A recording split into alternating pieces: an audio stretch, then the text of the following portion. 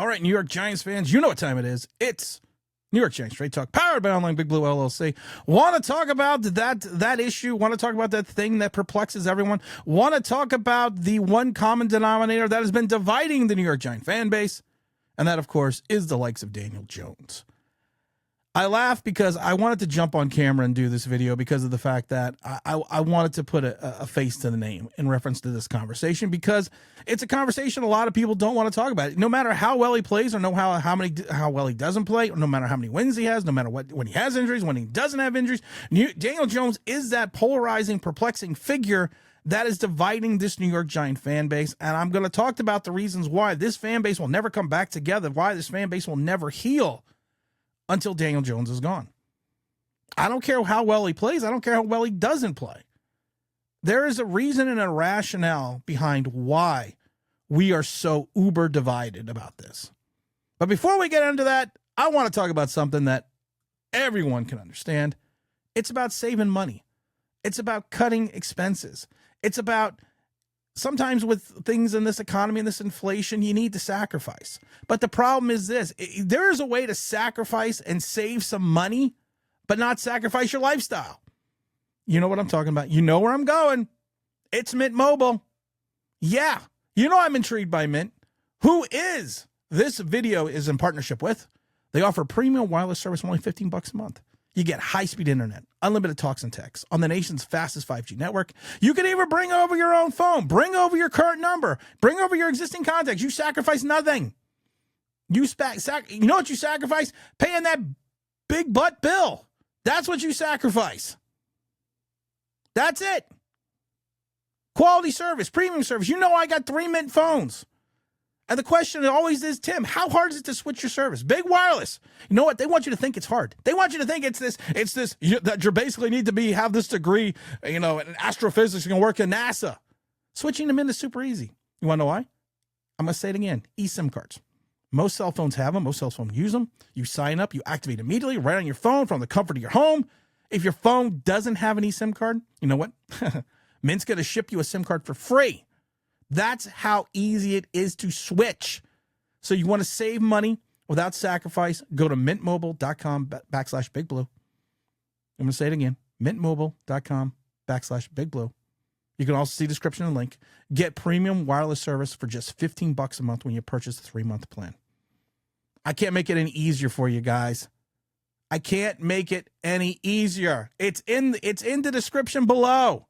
mintmobile.com/BigBlue. It's easy to switch. You're going to save money. You're not going to sacrifice service.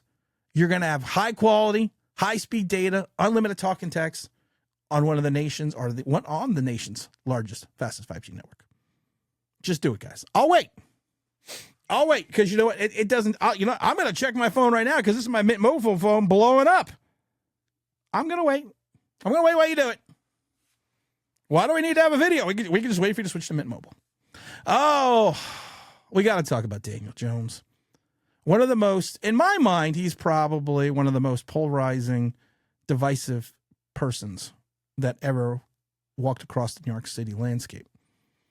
I always, younger Giant fans will think about Dave Brown, who was, of course, taken in that supplemental draft, was going to be the heir apparent to Phil Simms, but that he didn't work out. He had one season where he went 9-6, didn't play well. The Giants missed the playoffs. That was under Dan Reeves. And you kind of thought the pendulum was going to swing. But there was a difference between Dave Brown and what we're experiencing now with Daniel Jones. People hated Dave Brown.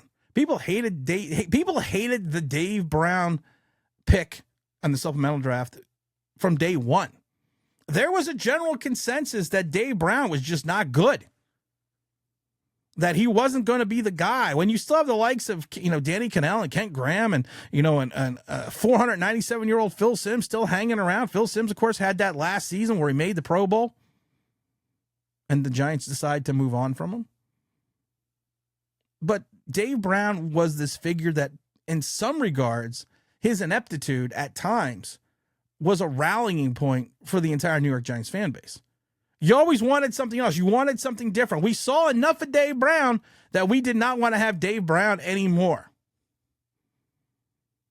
And we were able to rally around that. We were able to have a common thought in reference to this team needs a quarterback.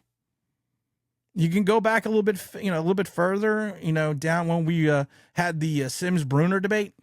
Of course, Bruner won that 81 playoff game, got the Giants to the 81 playoffs, but it was Phil Simms that was leading the team to 81 to the Giants to the playoffs until he got hurt. And then there was the 81 season, the strike short 82 season, the 83 season, which Parcells went with Bruner, almost got himself fired because he listened to everyone else instead of himself. He said that a million times. But again, there was a rallying point. There was a rallying cry. Yeah, Scott Bruner led us to the playoffs. Scott Bruner literally won a playoff game as well.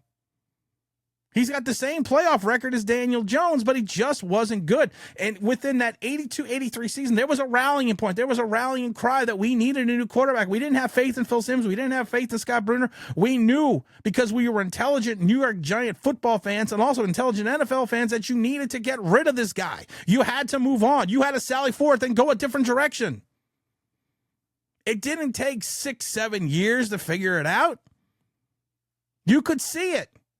You could see it in its play. Yes, his play was good one week and then was bad the next week. Scott Bruner threw for 3 touchdown passes in that playoff game, but I think he only completed 7 the entire game. Sound familiar? We thought he had talent. We thought Phil Simms had talent when we selected him in the first round back in 79, but we had waited from 79 all the way up to 83, and it was the constant injuries that derailed Phil Simms' career. It was not Phil Simms' play. Yes, Phil Simms had a bad season. He had a good season in 79. He was the he was runner-up for the Rookie of the Year award behind O.J. Anderson. He had a downswing in 80. He was playing well in 81, leading the teams to the playoffs. He got hurt again in 82. He got hurt again in 83 when he smashed his hand on the Eagles helmet and broke his thumb. That was pretty disgusting. And then he finally found his way in 84. But Phil Simms always showed a progression of talent. It was injuries that derailed his career, and we got tired of the injuries. Thank God Parcells was smart enough to say, we're going to start Phil Simms in 84. We're going to go 9-7. He's going to be the first Giant quarterback throw for over 4,000 yards, and we're going to make the playoffs.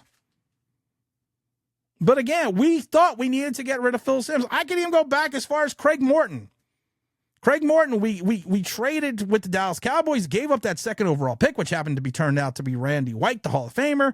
Craig Morton sucked from the day he was here. We knew it was time to get rid of Craig Morton during the first season. Held on to him for a couple years, and we finally get rid of him. Of course, then he goes to Denver and leads that team to the Super Bowl against the Dallas Cowboys. But we knew as a collective fan base he was bad. He could have his moments. He could be good for a moment. He could be good here and there. But we had to get rid of him. Look at Joe Pisarcik. The fumble in the Meadowlands, of course. Herm Edwards running it in. The miracle in the Meadowlands. I was there. Pisarcik would have a good game here and there, but he sucked, and we knew we had to get rid of him. We were a collectively smart fan base that understood not only football and not only Giant football, but like I said, football in general. And we were able to rally around these things. It's almost like you see a false perception with Daniel Jones. You have a segment of the fan base that only knows Eli Manning. You have a segment of the fan base that only has the knowledge, or the Giant knowledge, or the NFL knowledge of like 2007, 2011. And they only know the good. They remember the good, but then they also remember the bad towards the end of Eli Manning's career. So they think that any quarterback you draft is going to be a 16-year veteran that's going to be on this team forever. Eli Manning, everyone compares the early years of Eli Manning to Daniel Jones. No, Eli Manning played.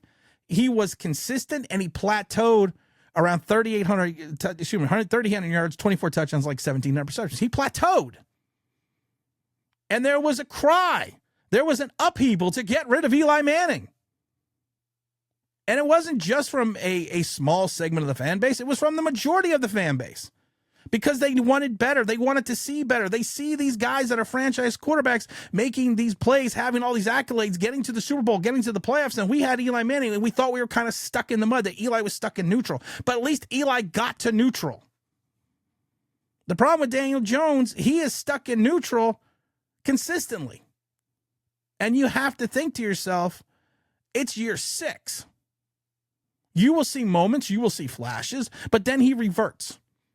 It's one of those things that, like I said, it's the Shane Falco syndrome. We've talked about this. Shane Falco had that great speech that it was like playing in quicksand, because one thing goes wrong, then another, then another, then another. That's Daniel Jones. That's Daniel Jones in a nutshell. If the rush is getting to him, if people are getting after him, he continuously starts to kind of melt away. When the Giants have the ball in the fourth quarter, I don't sit there and say, oh my goodness, we are going to have this massive comeback by Daniel Jones. Because you want to know why? It never happens. It'll happen once in a while, happen in a blue moon. But the majority of the time, it doesn't happen. That last season with Eli Manning under Pat Shermer, we've talked about this before. I mean, I should rephrase it. The first season.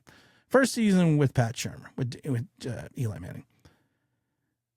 The Giants had an opportunity to make the playoffs that year. People don't understand that, because in 5 games, Eli Manning brought the Giants back and had the lead under 2 minutes in 5 games. The Giants lost 4 of those games. Giants win most of those games. They're 9-7 and in the playoffs. Yes, of course, one was the Graham Gano field goal. But you had a guy that literally brought his team back 5 times in under 2 minutes and gave the ball to the defense, said, okay, win the game for us. And they lost 4. They lost 4 of those games. They were 1-4. Eli Manning still threw for over 4,000 yards and 20-plus touchdowns. But we kind of knew it was time to go. And as a collective fan base, we understood that. We were smart. We were intelligent. But now we've kind of reached a point where Daniel Jones has a moment, and I had to see apology letters here on Twitter. Here's the reason why you have to apologize to Daniel Jones. Well, is he going to apologize to us for basically stealing $200 million over 6 years and giving you 1 playoff appearance and multitudes of seasons where he came injured or his play was inept? We haven't really changed the offense since Jason Garrett. That's what's perplexing to me. We really haven't. We've added motion, but we really haven't changed the offense at all. We have a very vanilla, simplistic offense. Even when Daniel Jones had his big year of 3,000 yards, 15 touchdowns, 700 yards rushing, it was a very simplistic offense. And now you have the likes of Malik Neighbors, and I worry he's going to get Neighbors killed. He's targeting him so many times. He targets him ad nauseum.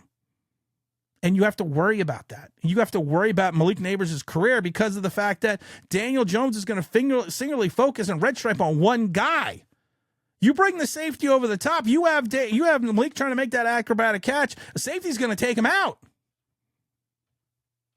We are never going to come together as a fan base until we can just get rid of this guy.